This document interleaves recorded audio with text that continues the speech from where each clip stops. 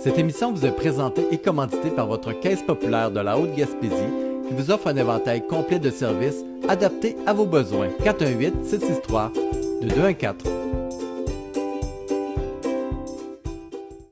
Bonsoir mesdames, bonsoir messieurs, bienvenue à la séance ordinaire du conseil municipal, séance de octobre, exceptionnellement, mercredi, dû au calendrier électoral. Donc, bonne soirée tout le monde. Quelqu'un propose l'ouverture et l'adoption de l'ordre du jour. Simon Pelletier, 3, adoption des procès-verbaux. 3.1, adoption du procès verbal de la séance ordinaire du 2 septembre 2025. Quelqu'un propose. Ariane Lévesque, 3.2, adoption du procès verbal de la séance extraordinaire du 11 septembre 2025. Quelqu'un propose. Simon Lemieux. Et 3.3, adoption du procès verbal de la séance extraordinaire du 16 septembre 2025. Quelqu'un propose. Richard Bugeaud. Quelques points d'information en rafale, mesdames, messieurs. Je vais commencer avec le règlement de piscine. Le gouvernement du Québec avait lancé en grande pompe au printemps dernier qui voulait instaurer un nouveau règlement pour encadrer les périmètres de sécurité autour des piscines résidentielles. Les gens avaient jusqu'au 30 septembre, soit hier, pour s'y conformer. On a vu passer dans les médias il y a environ une dizaine de jours que pour le moment, le gouvernement du Québec prenait un pas de recul et qui repoussait de 1 an la date limite de la rentrée en vigueur de ce règlement-là. J'étais en conseil d'administration à l'Union des municipalités du Québec où on a reçu la nouvelle ministre du ministère des Affaires municipales. Et puis c'est à ce moment-là qu'elle a reculé. Donc, pour le moment, soyez à l'affût quand même.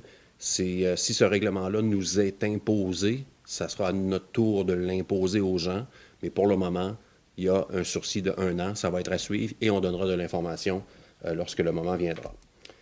Petit clin d'œil, il y a environ 2 semaines, il y a eu une cérémonie assez particulière et spéciale à la Maison de la Culture ici à Sainte-Anne-des-Monts, soit une remise de citoyenneté canadienne. C'est fait par une juge fédérale qui a donné une douzaine de citoyennetés canadiennes à des gens. Une seule personne de la Haute-Gaspésie. Toutes les autres personnes étaient de Rimouski, Rivière-du-Loup, Kamouraska, même Québec. Donc, d'avoir reçu cet événement-là chez nous était quand même particulier. Félicitations et bienvenue aux nouveaux Canadiens. Dernier petit point d'information pour moi ce soir, c'est l'avenue de l'Halloween. On est rendu en octobre aujourd'hui. L'avenue de l'Halloween, cette année, aura lieu le samedi 25 octobre.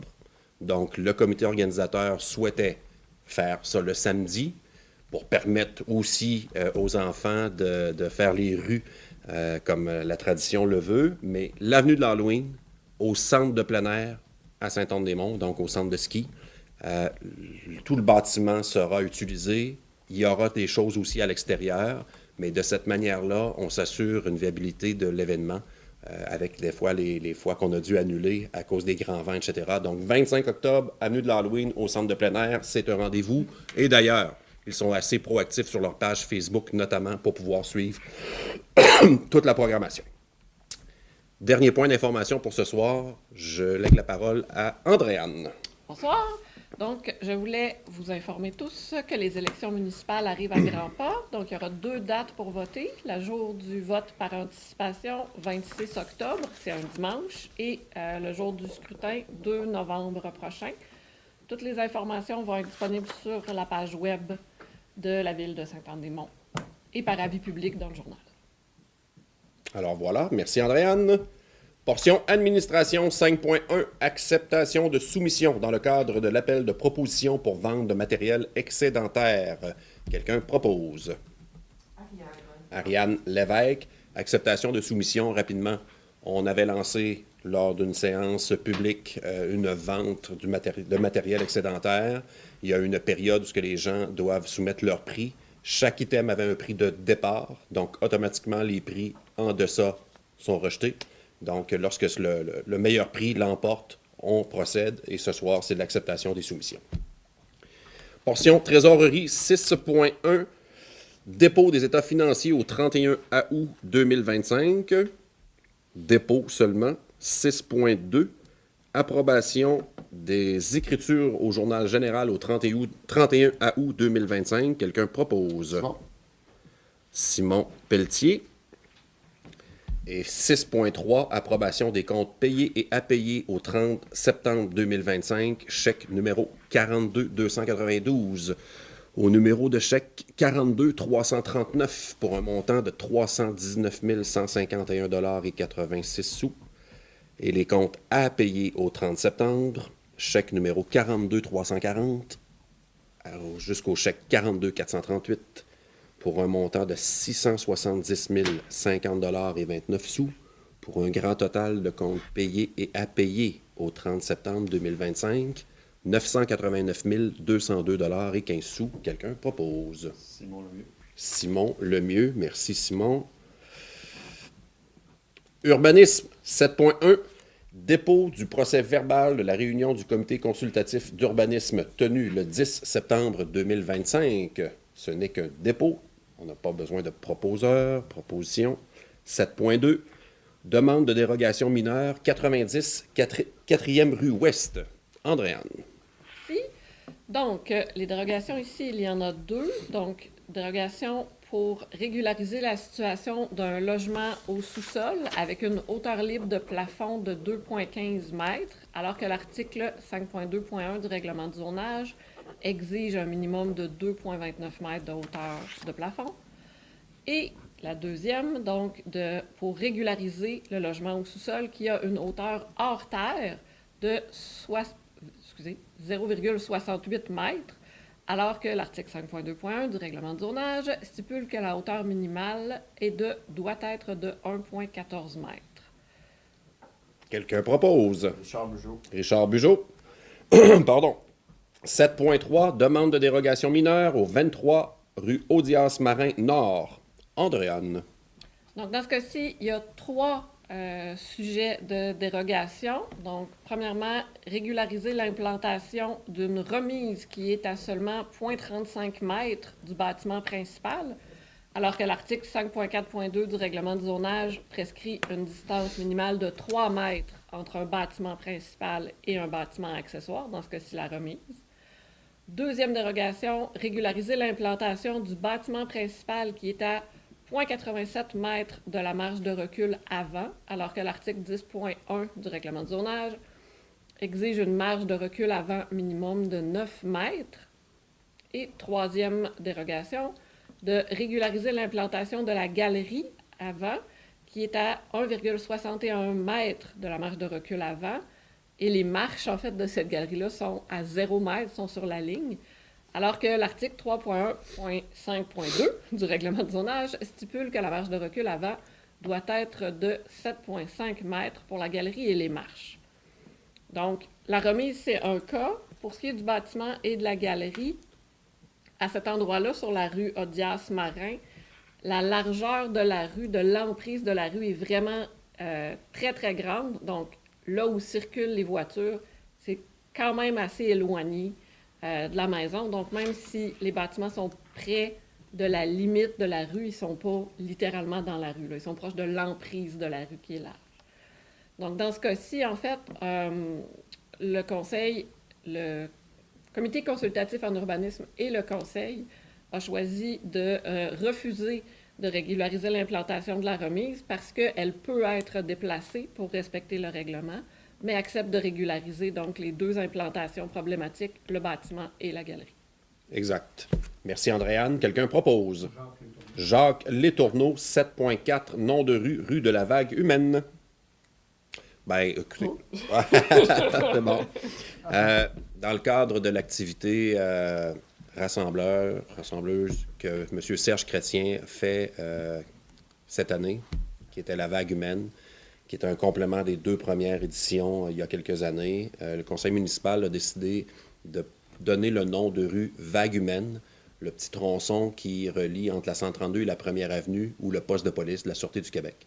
Donc, il n'y a pas d'impact sur des maisons avec des changements d'adresse, etc. Donc, c'est une forme de symbolique qu'on souhaite officialiser, d'obtenir une rue à Saint-Anne-des-Monts au nom de la Vague Humaine.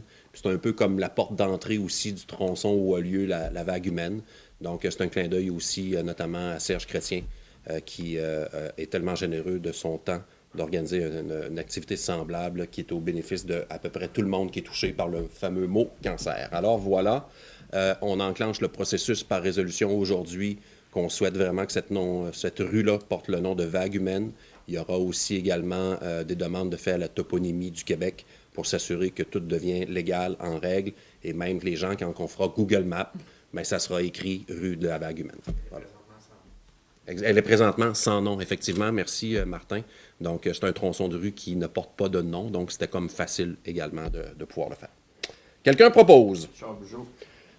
Richard Bugeaud. Ce soir, point 8, il n'y a pas de point au règlement, ce qui nous amène à travaux publics 9.1, acceptation d'une soumission.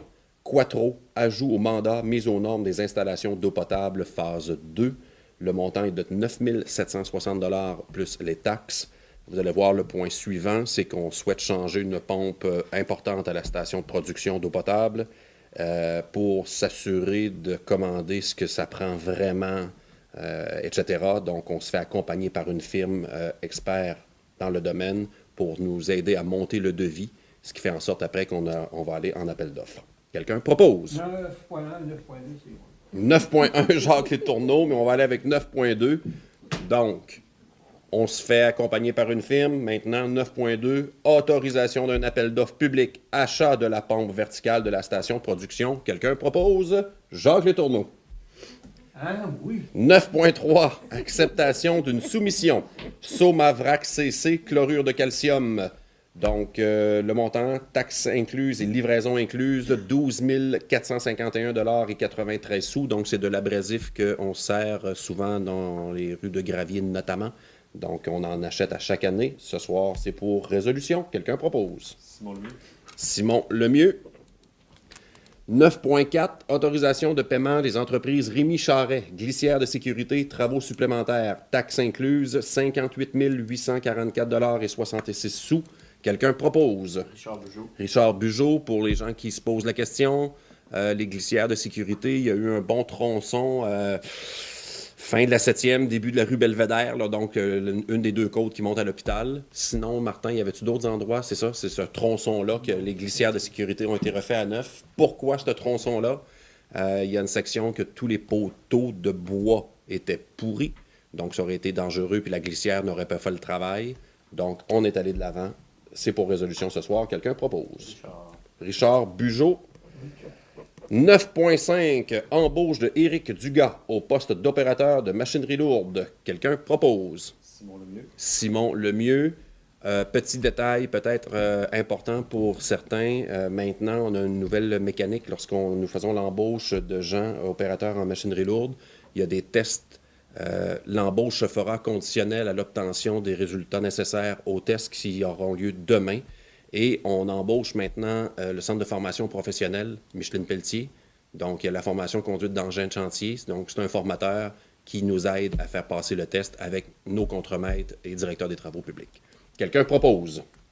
Oui, c'est Simon Lemieux. Je l'ai demandé, Simon Lemieux, je suis désolé. Bon, il n'est pas trop. Très bien. Je paierai après. 9.6, ouverture de poste de préposé à la maintenance, poste de 26 semaines. Quelqu'un propose? Ariane Lévesque. Ce poste-ci sera ouvert seulement à l'interne pour le moment. Et vous voyez, c'est que M. Dugas, qui vient d'être nommé au poste d'opérateur, bien, c'est lui qui libère le 26 semaines. Donc, on ouvre à l'interne. S'il n'est pas comblé, on va revenir par résolution pour l'ouvrir à l'externe à ce moment-là. Quelqu'un propose? Ariane Lévesque. Ouverture de poste à préposer maintenance, tout le monde, les gens intéressés, même recette, là, publicité un peu partout, site internet de la ville de Sainte-Anne-des-Monts, réseaux sociaux, etc. Vous connaissez quelqu'un qui serait intéressé à postuler, bien, c'est le temps. Il y a un emploi disponible intéressant chez nous. Sauf que c'est à l'interne seulement. Ah, ben oui. Désolé, ouais, pas facile. Oh. On va le voir pour la prochaine fois. 9.7, autorisation de paiement, hangar à l'aéroport, entrepreneur général F. Wallet Inc. Le paiement est taxe incluse, 104 046 $ et 63 sous. Quelqu'un propose? Richard Bugeaud. Richard Bugeaud. Portion loisirs, 10.1, embauche de commis de bibliothèque sur liste de rappel.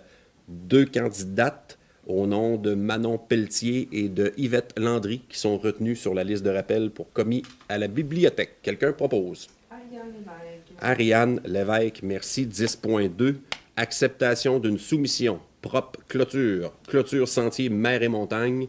Le montant, taxe incluse, 34 228 et 6 sous. Quelqu'un propose? C'est moi. Jacques Letourneau. Avant d'aller à l'autre point, faut mentionner ici que c'est un nouveau sentier la construction a débuté cet été. Il n'est pas encore praticable et ouvert. On a reçu une subvention de la MRC au montant de 100 000 dans le cadre du fonds FRR. Donc, ça ici, le montant va être puisé à même la subvention reçue. Donc, ce n'est pas une dépense nette à la ville. 10.3. Acceptation d'une soumission. Sport Interplus, gradin, terrain de volleyball au parc des 4 saisons. Taxe incluse, 13 452 et 8 sous. Même chose, puiser à même la subvention reçue par la MRC via le fonds FRR. Quelqu'un propose? Simon Lemieux. Simon Lemieux. 10.4. Acceptation d'une soumission. Conception perma-nourricière. Implantation d'une forêt nourricière au montant de 14 063 et 51 sous, taxes incluses. Quelqu'un propose? Ariane Lévesque. Ariane Lévesque. Je vais prendre une pause aussi sur ce point-là. On avait donné un mandat, nous, à Option Aménagement, notamment pour finir le grand quadrilatère. On avait d'autres visées de développement, etc. On a eu 8 à 12 mois sans nouvelles de la firme retenue. Donc, plus tôt cet été, notre directrice en sport, loisirs, culture et vie communautaire a décidé avec nous, avec le conseil de ville évidemment, de débrancher et de se retirer de cette offre-là avec option aménagement. Donc, l'argent que nous n'avions pas décaissé, on le met ici ce soir. Donc, là aussi, ce n'est pas une dépense nette de la ville de Saint-Anne-des-Monts. Subventionné également via le fonds FRR de la MRC. Est-ce que j'ai pris le proposeur? Oui, merci. Les 3 derniers points de la soirée, 11.1, 11.2 et 11.3, je vais les faire en même temps. Autorisation de signature, entente de service pour la direction incendie à la municipalité de Marsouis. 11.2, même chose, mais pour Saint-Maxime-du-Mont-Louis. Et 11.3, même chose, mais pour Sainte-Madeleine de la Rivière-Madeleine. Rapidement, quelqu'un propose? Richard Bugeaud. La MRC a retenu les services d'une firme experte pour revoir notre modèle au niveau du service incendie de la MRC. Et puis, la personne ressource nous a mentionné que s'il y avait un danger, que notre directeur du service incendie soit à 100% responsable de ce qui se passe dans une caserne, dans une municipalité sur laquelle on n'a pas nécessairement juridiction. On voit là même les primes CNE, SST, etc. Donc, on a juste, nous, refait un protocole d'entente qui a été soumis aux 3 autres municipalités. Et ce soir, c'est pour l'autorisation de signature, tout simplement. Donc, Richard Bugeaud. L'ordre du jour étant épuisé, c'est la fin de la séance, de la portion télédiffusée, mais vous allez me permettre quelques moments. C'est la dernière séance du conseil municipal de ce conseil-ci. La plupart ou la forte majorité sollicitent un nouveau mandat, mais le but n'est pas de parler d'élections et de politique municipale, mais de saluer et de remercier M. Jacques Letourneau. Jacques Letourneau, élu une première fois en 2009, en même temps que Simon et moi. Jacques a donné 16 ans au service public à la ville de Sainte-Anne-des-Monts. Au fil des années, je me suis fait un ami, notamment. Jacques, je peux le qualifier de quelqu'un de droit, juste. Jacques a donné beaucoup, notamment au sein du service de la voirie. Puis, il est le seul candidat à ne pas solliciter de nouveau mandat, donc il prend une retraite bien méritée du milieu municipal. Puis, Jacques, je tenais à faire ces derniers mots-là lors de ta dernière séance. Ça fut un plaisir de te côtoyer. Merci beaucoup. Puis je remercie la population aussi de m'avoir appuyé quand j'étais en élection. D'avoir fait confiance pendant 16 ans. Là, j'ai pris 16 ans pour prendre soin de la municipalité. Et là, je vais prendre le restant de ma vie pour prendre soin de vous. Et c'est bien correct. Merci, Jacques.